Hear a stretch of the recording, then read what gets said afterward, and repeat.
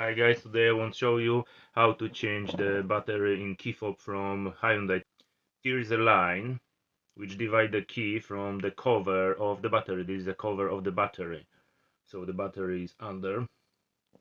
So first open a key, pressing the button. Turn the buttons down. For open this cover you need to use two hands.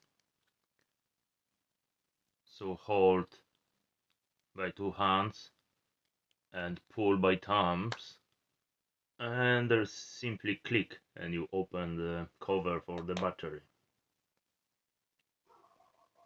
Hyundai Tucson use the battery CR20323 volts. Is a button battery.